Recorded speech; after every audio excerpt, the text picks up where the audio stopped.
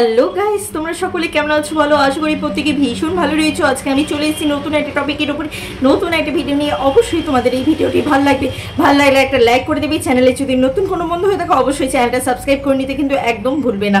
এবং তোমরা কিন্তু আমার এই চ্যানেলটাকে সাপোর্ট করতে ভুলবে না। কিভাবে সাপোর্ট করবে? আমার চ্যানেলটাকে সাবস্ক্রাইব করবে এবং ভিডিওগুলোকে প্রচুর পরিমাণে শেয়ার করবে তোমাদের প্রিয়জনদের সাথে, এবং লাইক করবে, এবং তোমরা কমেন্ট করে জানাবে যে তোমাদের মতামত কি, এই ভিডিও যে দেখছো তার পিছনে তোমাদের মতামত কি।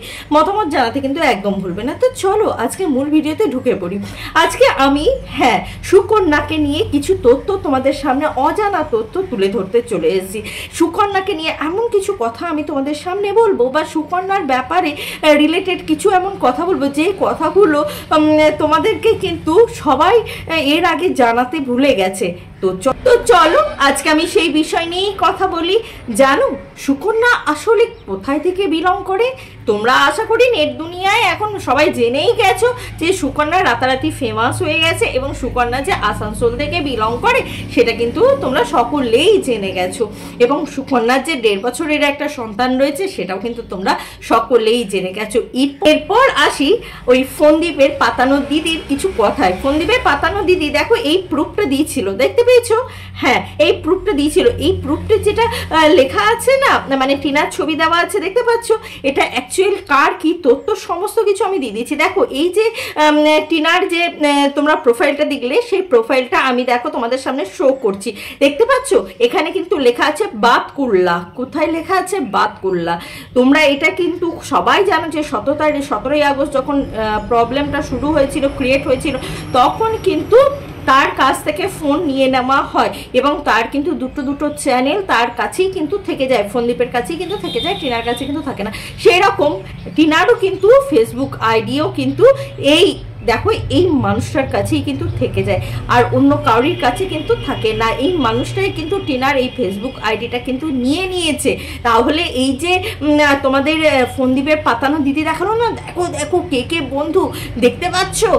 এরাই কিন্তু প্ল্যান করে কার কার কথা বলেছে, যে মানে এখানে প্ল্যানে বলেছে টিনার কথা বলেছে, টিনার প্রেমিকের কথা বলেছে, আর কার কথা বলেছে না, আর সুতোপাদির কথা বলেছে। এই 3 জনের কথা বলেছে।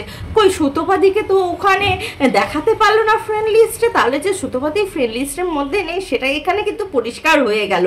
কিন্তু এখানে কাকে দেখাতে পারলো? টিনাকে দেখাতে পারলো। কেন দেখাতে পারলো? কারণ টিনার ওটা আইডি নয়। টিনার ছবি দিয়ে যে আইডিটা খোলা হয়েছিল সেটা আগের আইডি ছিল। টিনা যখন বাতকুল্লায় থাকতো তখনকার আইডি ছিল। সেই আইডিটা এখন কিন্তু এই ফোনদ্বীপের কাছেই রয়েছে। তাহলে দেখো পাতানো দিদি কিন্তু ওর ভাইয়ের যে পোলগুলো সেগুলো কিন্তু খুলে দিচ্ছে। আর পাতানো দিদি কি বলছে যে ভাই আর আমার মধ্যে ভাঙনের সৃষ্টি করতে এসেছিল। আচ্ছা সত্যি সবাই কেন ভাই আর তোমার মধ্যে কেন ভাঙনের সৃষ্টি করতে যাবে? সেটা সবচেয়ে বড় কোশ্চেন। তোমাদের সম্পর্কটা যদি অস্বাভাবিক না হয় তাহলে তোমাদের মধ্যে কেন ভাঙন ধরাতে যাবে? স্বাভাবিক হলে নিশ্চয়ই কেউ ভাঙন ধরাতে যাবে না। কি বলো ভিউয়ার্স? নিশ্চয়ই তাই। তাহলে তোমাদের, আর যখন এটা তো একদিনের ব্যাপার নয়, বেশ কদিনের ব্যাপার, তো তখন কি তুমি বুড়ো আঙুল চুষছিলে? তুমি কি করছিলে? তাহলে তখন কি তোমার ভাইয়ের সাথে এরকম বেইমানি, যদি মেয়েটা বেইমানি করে থাকে, তুমি কি সেটা জানতে পারোনি? একটা কথা তোমাকে বলি, তোমার ভাই একদিন বলেছিল না যে টিনার জন্য বলেছিল, টিনার প্রেমিকের জন্য হ্যাঁ, সুদীপ্ত নাকি টিনাকে অর্থাৎ পরের বউ চুরি করেছে, বউ চোর করছিল। তা তুমি কি চোর?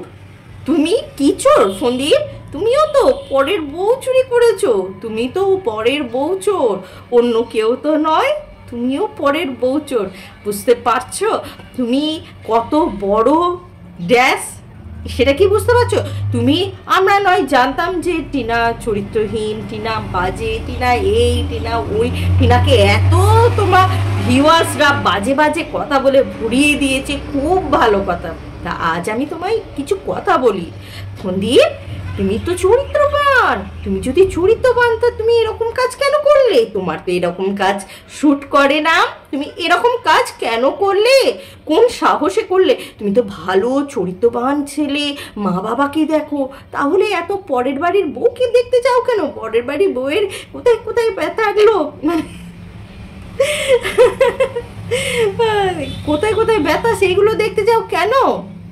ও ললিতা, তোর কোথায় কোন কোন জায়গায় ব্যথালো? হ্যাঁ, কেন কেন দেখতে চাও সেটা তো বুঝতে পারছি না।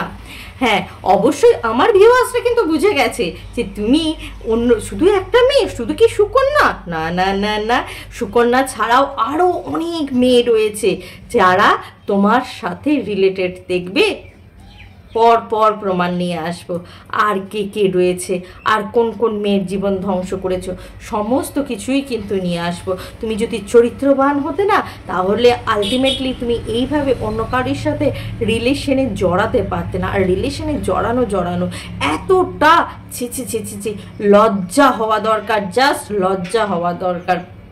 তোমার তো সেই লজ্জা ঘৃণা ভয় বলতে কোনো জিনিস নেই। আর দ্বিতীয় নম্বর কথা, যে কথাটা আমার না বললেই নয়, সে কথাটা অবশ্যই তোমাদের শোনাটা উচিত। কোনো পুরুষ যদি তার সন্তানকে, হ্যাঁ আমি মানলাম টিনা খারাপ, কোনো পুরুষ যদি সত্যি সে চরিত্রবান হয়, তাহলে সে সন্তান, মা বাবা এদেরকে দেখবে, কারণ সে জীবনে ছ্যাঁক খেয়েছে, তাই নয় কি? সেই জন্য সে কিন্তু অন্যদিকে যাবে না। দেখো এখানে একটা ভিডিও দিচ্ছি, তোমরা একটু প্লিজ মন দিয়ে দেখো। এই রকম ভিডিওগুলো আমাদের ফন্দীপ সে তার ফেসবুকে দেয়, দিয়ে তোমাদের কাছ থেকে সিম্প্যাথি গেইন করে। দেখো এখানে একটা ভিডিও চলছে, তোমরা দেখতে পাচ্ছ? হ্যাঁ, ভিডিওটাতে মূল ব্যাপারটা কি? মূল ব্যাপারটা এটাই যে ভিডিওতে তোমার এখানে এটাই বলা হচ্ছে যে আমি মানে ভয়েস দিচ্ছি না, আমি ভিডিওর ভয়েসটা দিচ্ছি না, আমি নিজেই বলে দিচ্ছি। ভিডিওর ব্যাপারটা হতেছে মেয়েটা মানে স্বামীটা এসছে চান করবে বলে তাওয়াল নেবে, তো মেয়েটা বলছে আমি দিয়ে দিচ্ছি, আলমারি থেকে আমি দিয়ে দিচ্ছি।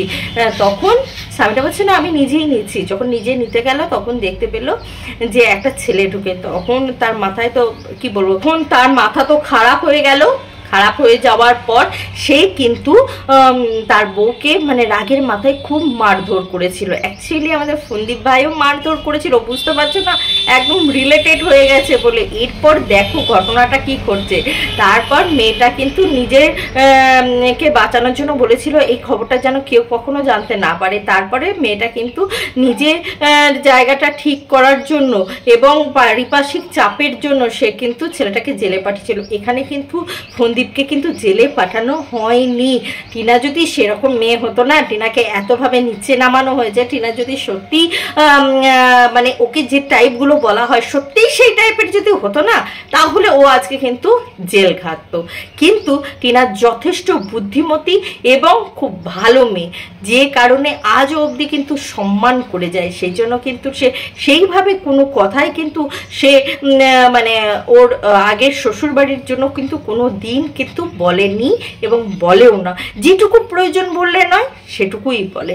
আর যে মেয়েগুলো তার লাইফে টিনার পর আসছে তাদেরকে একটাই কথা বলবো, জাস্ট একটা কথা বলবো, দেখলে তো যে 5টা বছর সংসার করে গেল টিনা, তাকে কিভাবে নিচে নামিয়ে দিল, তাকে কতভাবে বদনাম করলো।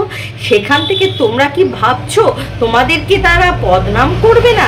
তোমরা কি ভাবছো যে তোমাদেরকে সে ভালো করে রাখবে? মোটেও না, মোটেও না।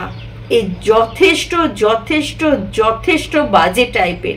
সেই জন্য সে তার বউ বিচে ছেলে পটি করছে, সেই পটি বিচেও সে ভিডিওতে টাকা রোজগার করছে। বুঝতে পারছো? এসব পুরুষরা আর যাই হোক ভালো হয় না। তো ভিউয়ার্স, তোমাদের মতামত কি এই ভিডিওটা থেকে অবশ্যই জানাবে, কমেন্ট করবে, জানাবে। এবং তোমাদের যদি ভালো লাগে একটা করে লাইক করে দিবি। চ্যানেলে যদি নতুন কোনো বন্ধু দেখো অবশ্যই চ্যানেলটা সাবস্ক্রাইব করে নেবে। আর আমাকে কমেন্ট করে জানাতে একদম ভুলবে না ভিডিওটি কেমন লাগলো। আর প্রিয়জনদের সাথে অবশ্যই অবশ্যই অবশ্যই আজকের মতন আসি বন্ধুরা, আবার তোমাদের সাথে দেখা হবে নতুন একটা ভিডিও নিয়ে, নতুন একটা জোশের সাথে। ততক্ষণের জন্য টাটা।